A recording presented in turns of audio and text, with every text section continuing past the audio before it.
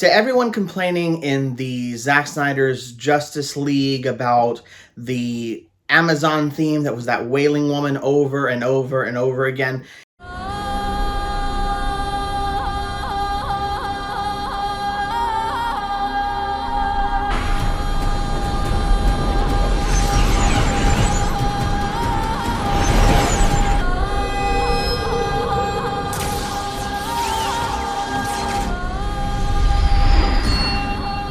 let me hear you now, because I saw the same thing happen, although they did it instead with John Williams' score of all things. They decided to pillage his score for this film.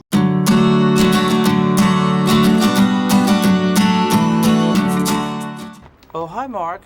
Hey travelers, welcome back to Roberto's Room. So this weekend I got to see, finally, the new kickoff to the brand new DC Universe that James Gunn is doing. This is definitely, as we all know, James Gunn's DCU. James Gunn has been all over the marketing for this film, and this is James Gunn's Superman. How does this James Gunn's Superman hold up? And I'm not going to call it James Gunn Superman the whole review because I feel like that's annoying, but I just wanted you to understand how annoying it was seeing James Gunn's Superman plastered everywhere before this movie came out.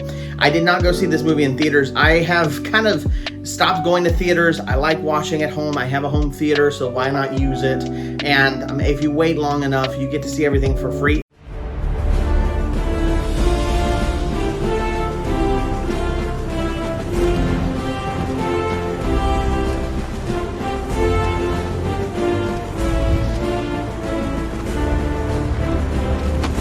And it kind of gives you an opportunity to be reflective at home and watch it on your own terms, which I love. And I feel like the movies that are coming out nowadays deserve that, because if I were to listen to everything coming out online, I wouldn't want to watch anything. So just like I did with the movies that have been coming out so far, with Thunderbolts, which I actually did like, I wanted to sit, give this movie a watch, and really try to give it an honest shot, okay? And,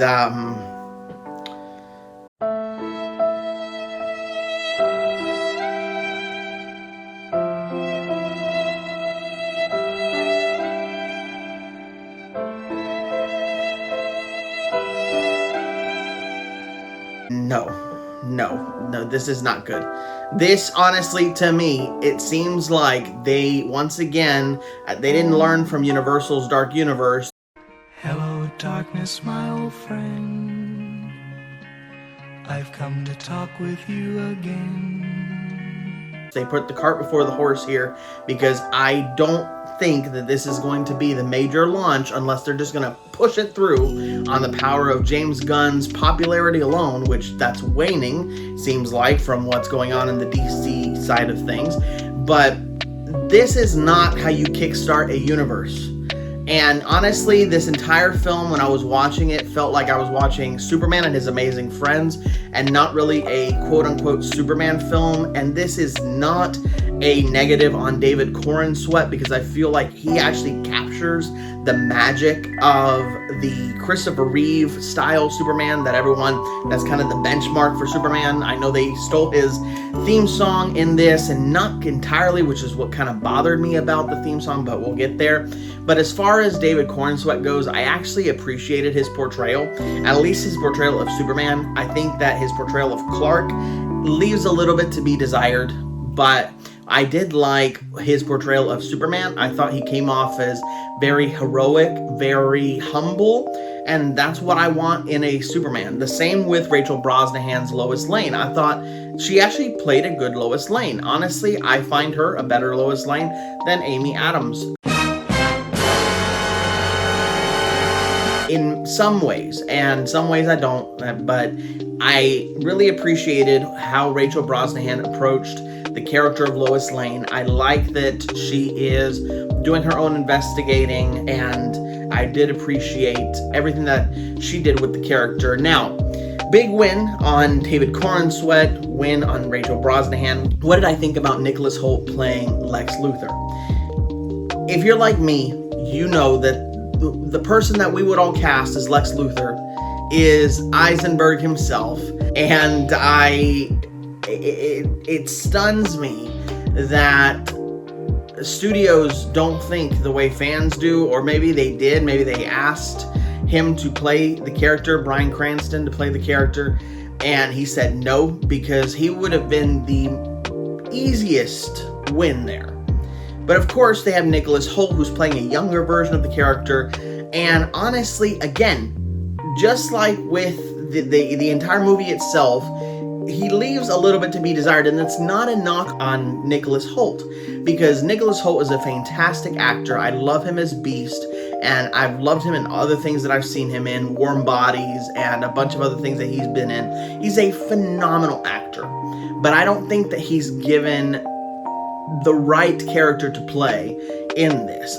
Every time he said 1A, I wanted to slam my head on my soundbar, because it just felt childish. It felt not the dignified Lex Luthor, and I know Lex Luthor is petty, but I don't know, it felt more childish than anything else. And honestly, for those of y'all that were hating on Jesse Eisenberg's portrayal of Lex Luthor, y'all might want to take a second look after this portrayal. And again, not knocking Nicholas Hoult, I think it has all to do with the writing, which is subpar to say the least, with Nicholas Holt's Lex Luthor. The movie as a whole, okay, so let's talk about the movie as a whole. But before we get there, if you would, please leave a comment down below. Have you seen Superman? I'd love to know your thoughts. Definitely leave a comment down below. Please leave a like, and as well, if you haven't joined the room, please subscribe. We have so many new subscribers. I think we're up to 172. We are just a few subscribers away from 200. I am so excited to have y'all all here. But if you haven't, if you're coming across this video, haven't subscribed, go down there, get that subscribe button hit, and as well hit that notification bell to be notified every time that we drop a video on this channel. Now, let's get into the review. Smile, everyone! We're back. So the movie itself, I actually thought the movie started off pretty okay. Of course, we've seen the first scene of this film in the trailers pretty completely, as they dropped that whole first scene with Krypto saving Superman, who had lost his first battle, and this is where I started to have issues with this movie. Even though this is supposed to be a Superman that has been in operation for a while, the fact that you introduce him losing a battle as the first thing you see with the Superman just completely destroys any kind of this is supposed to be the most powerful person on the planet vibe that you need to have. It ruins it. This is Superman, okay? This is supposed to be the most powerful being on Earth, and yet the first thing you see is him with a bloodied mouth whistling for Krypto to help him, which again, I don't mind that. I actually don't mind him actually getting Krypto to come and help him. But then when Krypto shows up and he starts pummeling him, which of course a lot of YouTubers have talked about ad nauseum, and I wanted to see it in context to see if it was any better. It wasn't. Having Krypto, and honestly, there were some things done with Krypto in this movie that for someone like James Gunn that claims to be a dog lover, I had issues with, because they torture this dog. Move this man! And I didn't like that at all. They do a lot of things to this dog that I just did not like, especially from someone that is a self-proclaimed animal lover like James Gunn is. I didn't like that at all. And the portrayal of Krypto, again, was subpar. I know the breed isn't right for the dog, which again, I was willing to overlook that. But the fact that this dog is just mayhem and he's not the Krypto, it's kind of like Superman in many ways, how they depowered Superman from the very beginning of this film, and they made him lose so you don't really feel like this is Superman. And then at the same time, they do the same thing to Krypto, where he feels like this, you know, unruly dog, and it doesn't feel like the heroic Krypto that I know, especially from the cartoons and the comics. And I don't know, it starts the movie off on an uneven footing. And again, this entire feel is perpetrated through the entire film, as we see that Superman, okay, yes, he's saving people, which I loved. I love seeing Superman save people, and that's what actually won me over. But while you have him saving people, you have the same four notes from John Williams' score, which again, I didn't mind that they used it. They used it to a disgusting degree in the marketing, and of course they use it in the movie, but they only use the first 4 notes. They don't actually use the whole theme, which the whole theme is the point. You don't just use dun dun dun dun dun every time he does something heroic and leave it there, because it feels like it's not finished, which of course it isn't, because that's the first part of the score. So what in the world are you doing? Somebody should have stopped James Gunn and told him something about music theory, because the score doesn't work, especially when it comes to the use of John Williams' theme here. And again, I feel like the use of his theme in the actual movie, I didn't mind it so much in the marketing, because of course you're trying to harken him back to the classic Superman. You're trying to distance himself from, of course, we have to talk about Henry Cavill in this video, because I love his Superman, but it was a darker take. So of course they're going to try to harken back to the old days of Superman with Christopher Reeve, and they used it all over the marketing, and they used it in the movie, which again I feel like was a huge disservice, because all you have is this bum bum bum bum bum every time, but nothing else, and it honestly robbed this Superman of a real identity, because all you can think about is those 4 notes the entire time that you've already known. And I don't know, it felt like they tried to play it safe, but I think it bites them in the butt with the choice of the John Williams score in the film, because this is a brand new start to a brand new DC universe, and the first thing that you're going to do is copy from another source, which again, this whole DC universe is kind of messed up to begin with, because you are trying to pull in elements from the old DCEU that James Gunn did, because he did the Suicide Squad, which had some characters that we see in this movie, and this whole universe is off to a rough start, and that goes perfectly in line with the next part, probably the main gripe I have with this movie, and that is, as I mentioned earlier in the review, this feels like Superman and His Amazing Friends, because you have in a introduction of the world Superman film that should focus on Lex Luthor, Lois Lane, Superman, you have Guy Gardner, you have Hawk Girl, you have Metamorpho, and it's too much. Too much of it, darling. Too much. It's too much. James Gunn does his best in team-up films, and by his own admission, he has said that he did not know how to make a Superman film, but he wanted to make the very first film of the DCEU to set the tone, and instead of playing to his strengths, and this is where I think being a good leader helps, because a good leader knows how to delegate when it's not in your wheelhouse, and instead of doing that, James Gunn decided, no, I'm gonna do Superman, even though I don't understand the character of Superman, and what we get is a character that feels halfway like Superman, but doesn't really feel like Superman, even though this is supposed to be an established Superman, and it falls apart for me. And then not only that, but having Jor-El's message be one of just pillage, plunder the planet, and have a harem of a bunch of women, and not the hopeful message that both Marlon Brando's Jor-El and Russell Crowe's Jor-El, which is the same message from the comics, hey, hello, that message is gone in favor of just pillage, plunder the planet, and get a harem of women to perpetrate the Kryptonian bloodline, because you're the last son of... What? Okay, fine. I'm cool. I'm fine. Like, what are you doing? This is a person that doesn't understand the character of Superman, and that is obvious because of what he did with the character. And I love, there is a very viral clip of David Corenswet arguing with James Gunn. And I love it because he is put to task, and James Gunn cannot answer him and cannot make the rationale of, oh, I'm actually wrong on this, and this guy actually knows what he's talking about David Corenswet. And at the end of the day, you see David Corenswet, he's just like, okay, all right, I'll just do the scene.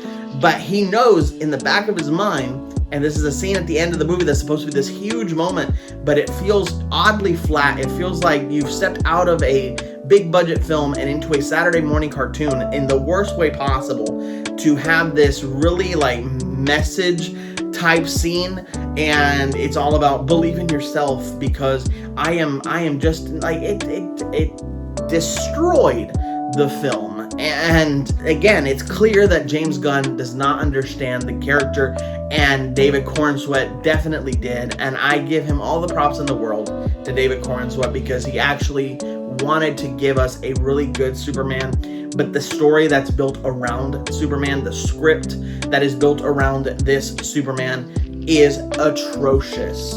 And they should have gotten another director that had a passion for that character. That is actually the same thing that's killing the MCU, because instead of people that know and love the characters and that want to make a good film, they want to make the movie they want to make, and they're going to pigeonhole these characters into it.